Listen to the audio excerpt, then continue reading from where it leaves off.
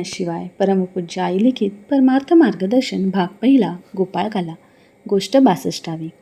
एका जंगलात एक साधू पर्णकुटिका बांधून राहत असे. एके दिवशी तो कंदमुळे आणावयास गेला तेव्हा त्याला एक लहान बालक रडत असलेले दिसले. त्याचा कोणी माली आहे की ते अनाथ आहे याची पक्की खात्री करून घेण्याकरिता तो बराच वेळ तेथे बसून राहिला. परंतु एक प्रहर उलटला तरी कोणीच तेथे आले नाही. त्यावर त्या अनाथ बालिकेला साधूने आपल्या आश्रमात आणले आणि शुभ दिवस पाहून तिचे सुप्रसन्न असे नाव ठेवले. कळू लागल्यापासून ती मुलगी साधूशी अत्यंत आदराने वागे. आश्रमातील सर्व कामे करूनही दिवसातून 2 तास साधूला झोपाळ्यावर बसून झोके देत ती हरिगुण गात असे. मुलगी उपजतच मोठी सुलक्षणी होती. तिला योग्य असा वर न मिळाल्यामुळे ती उपवर झाली तरी तिचे लग्न झाले नव्हते. एके दिवशी त्या वनात मृगयेसाठी आलेला राजा पाणी पिण्यापित्यर्थ साधूच्या आश्रमात आला. त्यावेळी साधू कंदमुळे आणण्यासाठी बाहेर गेला होता. साधू कन्येने अतिथी या नात्याने राजास बसावयास आसन देऊन गुळ व पाणी प्यावयास दिले.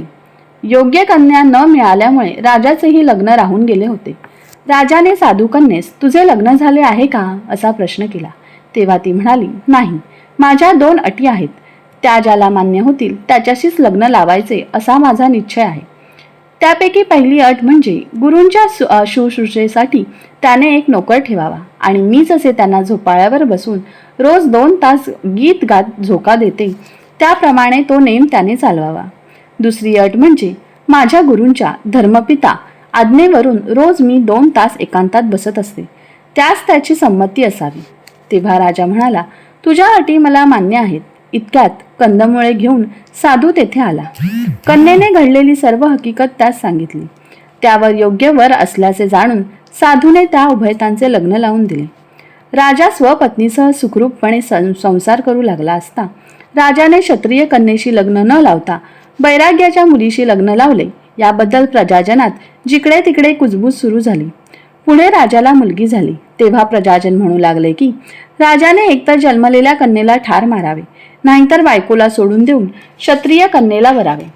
ही गोष्ट राजाने आपल्या बायकोच्या कानावर घातली आणि या दोन्हीपैकी कोणते करू असा तिला प्रश्न केला. तेव्हा माझे त्याबद्दल काहीच म्हणणे नाही, तुमच्या इच्छेप्रमाणे करण्यास माझी काहीच हरकत नाही असे तिने उत्तर दिले. त्यावर राजाने आपल्या कन्येला मारेकऱ्यांच्या स्वाधीन केले. पुढे 2 वर्षानंतर राजाला पुन्हा मुलगी झाली. प्रजाजनांच्या सांगण्यावरून तिलाही मारेकऱ्यांच्या स्वाधीन करण्यात आले. त्यावर 5 वर्षांनी तिसरा मुलगा झाला. तेव्हा पण राजाने प्रजेच्या सांगण्यावरून त्याला मारेकऱ्यांच्या हाती दिले. पुढे एके दिवशी प्रजाजन राजाला म्हणाले, वरचेवर मुलांना मारून ते पाप आम्ही पदरात घेण्यापेक्षा आपण क्षत्रिय कन्येलाच वरण्याचा विचार करावा, त्याबद्दल आम्ही खटपट करू. राजाने ही गोष्ट बायकोच्या कानावर घातली आणि दुसरे लग्न करावयाचे तर तुला माहेरी जाऊन राहावे लागेल असेही तिला सांगितले. तेव्हा ती म्हणाली, तुम्ही लग्न करून घेणार असाल तर खुशाल करून घ्या, मी माहेरी जाऊन राहण्यास तयार आहे. पुढे राजाज्ञेवरून साधू कन्या माहेरी जाऊन राहिली व तेथे पूर्वव्रत बापाची ती सेवा करू लागली. इकडे प्रधानाने एक क्षत्रिय कन्या राजाला नेमस्त केली. मुहूर्त ठरला, पण राजापुढे पुढाकार घेणारे असे कोणीच नसल्याने तो बायकोला बोलावून आणण्याकरिता साधूच्या आश्रमात गेला.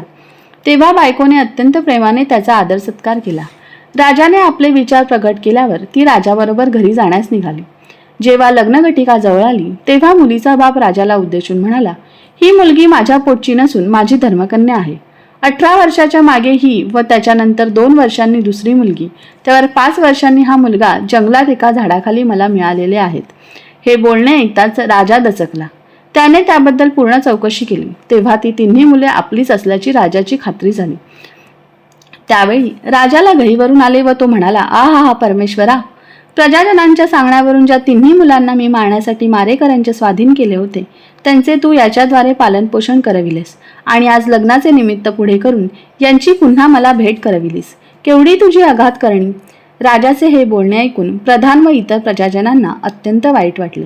प्रधान म्हणाला, महाराज, यानंतर राजपत्नीविषयी आम्ही काहीच संकोच मनात आणणार नाही. आम्हाला हीच राणी असू दे. अशी साध्वी त्रिभुवनात धुंडाळली तरी मिळणार नाही.